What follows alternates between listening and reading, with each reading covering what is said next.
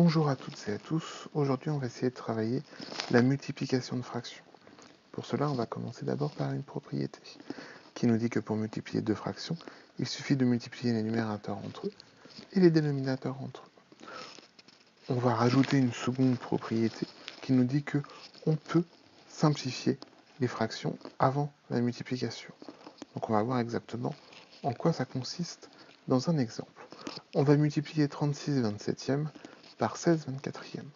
On va commencer par appliquer directement la propriété d'opération.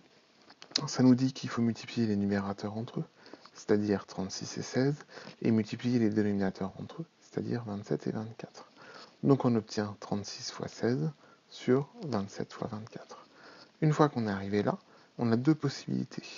Soit on calcule directement 36 fois 16 et 27 fois 24, on va se retrouver avec des nombres très désagréables à manipuler.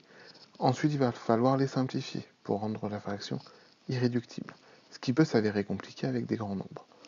Là, on va profiter du fait que ce soit des nombres petits, et donc que l'on connaît, pour pouvoir simplifier avant la multiplication. Pour cela, on va faire la décomposition en facteurs premiers de chacun des facteurs.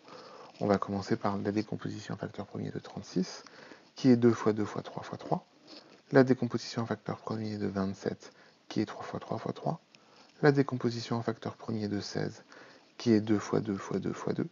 Et enfin la décomposition en facteur premier de 24, qui est 2 fois 2 fois 2 fois 3. Ces décompositions en facteur premier, on va les réinjecter dans notre calcul de départ, c'est-à-dire qu'on va remplacer 36 par 2 fois 2 fois 3 fois 3, 16 par 2 fois 2 fois 2 fois 2, 27 par 3 fois 3 fois 3, et 24 par 2 fois 2 fois 2 fois 3. Une fois qu'on est ici, on peut simplifier directement. Je vous rappelle que simplifier revient à diviser numérateur et dénominateur par le même nombre. Donc on va commencer par simplifier par 2 au numérateur et au dénominateur, à nouveau par 2 au numérateur et au dénominateur, et une dernière fois par 2 au numérateur et au dénominateur. On peut passer aux simplifications par 3, une première fois au numérateur et au dénominateur, une seconde fois au numérateur et au dénominateur. On s'aperçoit que les facteurs du numérateur et les facteurs du dénominateur n'ont plus rien en commun, donc on peut s'arrêter là. Et grâce à la décomposition en facteur premier, on peut savoir que notre fraction finale sera irréductible, c'est-à-dire plus simplifiable. On regarde ce qui nous reste. Au numérateur, il nous reste 2 fois 2 fois 2, et au dénominateur, il nous reste 3 fois 3. On aura juste maintenant à calculer. 2 fois 2, 4 fois 2, 8, 3 fois 3, 9. On obtient 8 neuvièmes.